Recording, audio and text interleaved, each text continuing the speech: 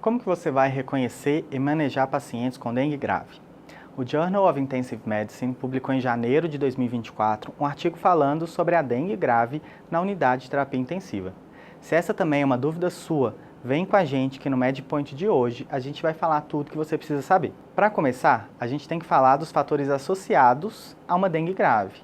O estado imunológico do seu paciente, uma infecção prévia por outro sorotipo de dengue, com intervalo maior aí entre a primeira e a segunda infecção, ou uma infecção prévia por outro flavivírus, principalmente aqui o Zika vírus, a classe do vírus, como sorotipo de dengue que a gente vai ter infecção. Descendentes africanos são menos susceptíveis à dengue e a gente sabe também de alguns alelos genéticos que estão mais associados a casos graves.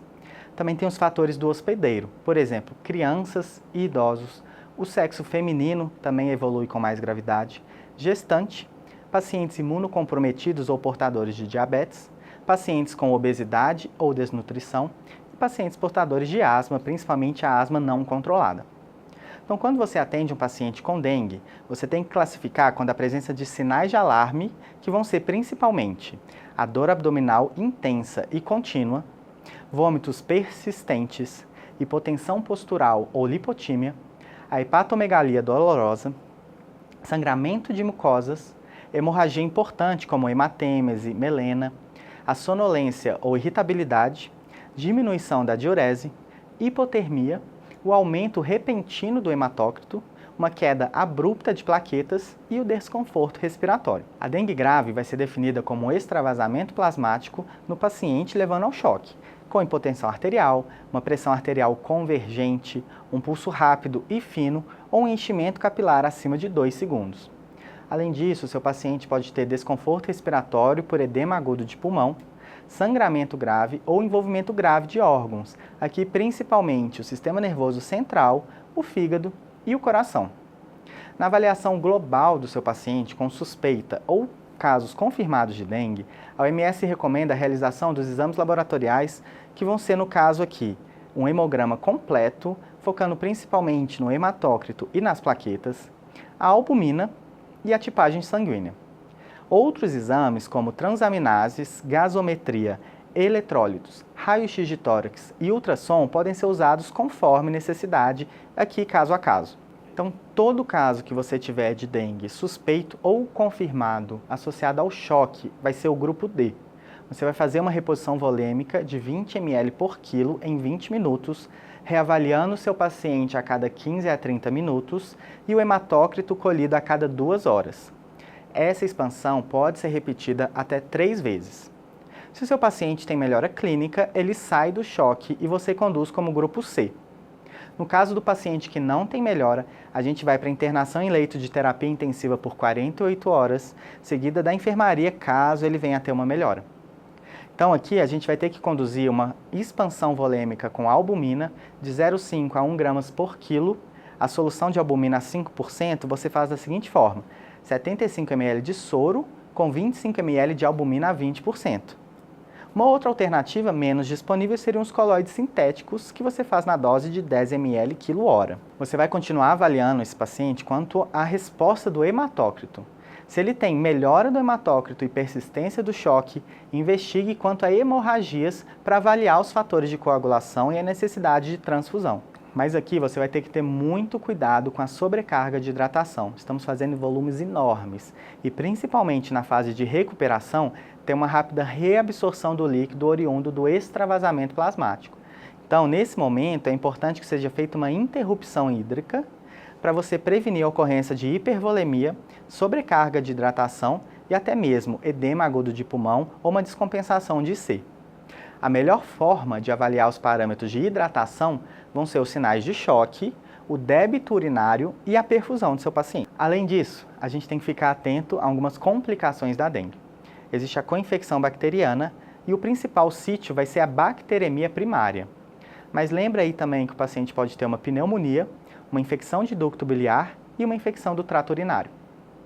Também é comum o comprometimento neurológico. O vírus da dengue ele é neurotrópico e pode infectar diretamente as células do sistema nervoso central, causando lesão neuronal. Algumas das manifestações neurológicas vão ser encefalopatia, encefalite, o AVC, disfunção muscular, síndromes imunomediadas e distúrbios neurooftalmológicos. Outra coisa importante é o comprometimento hepático. O vírus da dengue pode infectar diretamente o fígado e levar a uma apoptose dos hepatócitos. Isso vai causar uma elevação das enzimas hepáticas, que vai ser um marcador aí de gravidade, principalmente quando muito elevadas na dengue. Além disso, o próprio tropismo do vírus pelo coração pode gerar uma miocardite e complicar uma insuficiência cardíaca. A gente pode ter alterações, inclusive, de ST, mas também pode levar a uma miocardite fulminante em casos raros, mas muito graves. Outra complicação que a gente não pode esquecer é da insuficiência renal. O comprometimento renal nos pacientes com dengue vai ser principalmente pelas anormalidades eletrolíticas, da hematúria e da proteinúria do seu paciente. Mas alguns pacientes podem desenvolver uma lesão renal com complicações graves, com insuficiência renal aguda e a síndrome hemolítica urêmica. A gente não pode esquecer do comprometimento pulmonar. As complicações pulmonares são raras, mas quando presentes pode se manifestar como um derrame pleural, edema pulmonar não cardiogênico, uma pneumonite, síndrome do desconforto respiratório agudo e uma hemorragia pulmonar. Outro comprometimento relativamente comum são as complicações hematológicas relacionadas à infecção pela dengue. As mais comuns, que vocês já sabem, é a plaquetopenia e a linfopenia, que muitas vezes tem que ser monitorada. Mas então, como que você vai manejar um paciente com dengue grave?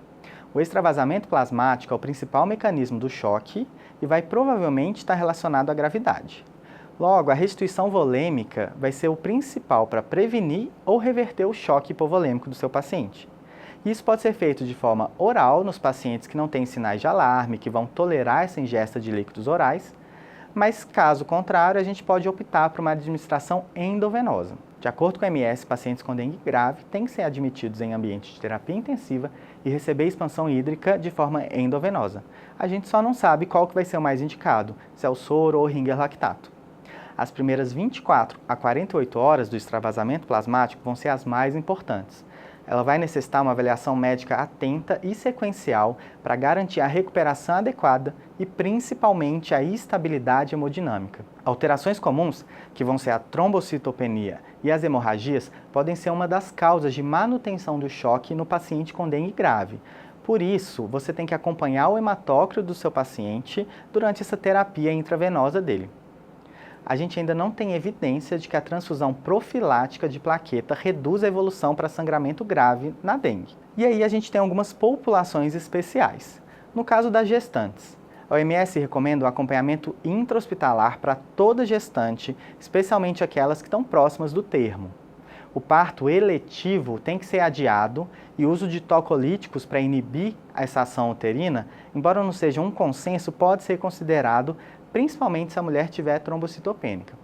Se o parto for inevitável, a transfusão de plaqueta tem que ser administrada junto de análogos da ocitocina para evitar aí uma complicação como uma rotura uterina, um sangramento importante e a hemorragia pós-parto. Outro grupo que também chama atenção são os idosos, porque eles são mais susceptíveis à dengue grave e também às complicações relacionadas à dengue. Dessa forma, é imprescindível a fluidoterapia criteriosa, porque a gente sabe que o idoso tolera cotas menores de volumes antes de evoluir com complicações.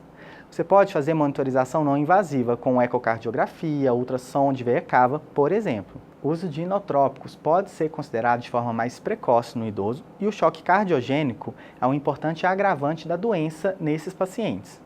Além disso, você tem que revisar regularmente a necessidade de dispositivos médicos de longa permanência para evitar infecções hospitalares. Pacientes que eram previamente hipertensos e adquirem infecção por dengue, você tem que ficar atento, porque se ele usar beta-bloqueador ou bloqueador do canal de cálcio, a gente perde a frequência cardíaca como parâmetro para o choque. Além disso, os diuréticos têm que ser descontinuados e os outros antihipertensivos têm que ser cuidadosamente monitorados e suspensos em qualquer sinal de extravasamento plasmático ou choque. Já nos pacientes diabéticos, a gente tem que monitorizar a hiperglicemia, porque a dengue pode precipitar a cetoacidose diabética e o estado hiperosmolar hiperglicêmico. O uso de hipoglicemiantes orais tem que ser descontinuado, porque eles podem levar a uma acidose lática, E os vômitos do paciente podem reduzir a absorção, então a gente vai fazer o controle no paciente internado com a insulina regular. Quando a gente tem pacientes que usam anticoagulante ou antiplaquetário, aí fica muito difícil. Pacientes que têm alto risco de evento tromboembólico, a gente só vai suspender a anticoagulação durante a fase crítica da dengue e com uma contagem de plaquetas menor que 100 mil. Nesses casos, a heparina não fracionada pode ser introduzida, mas é necessário um monitoramento rigoroso de sangramentos. A terapia de anticoagulação pode ser retomada assim que o paciente estabilizar a contagem de plaquetas e elas estiverem acima de 50 mil.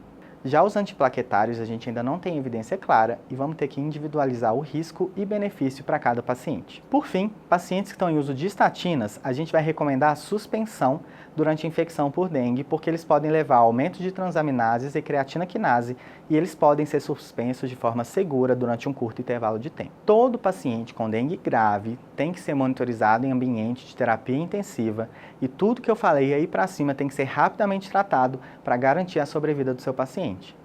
Continua acompanhando a gente aqui porque toda semana tem um artigo científico novo para vocês.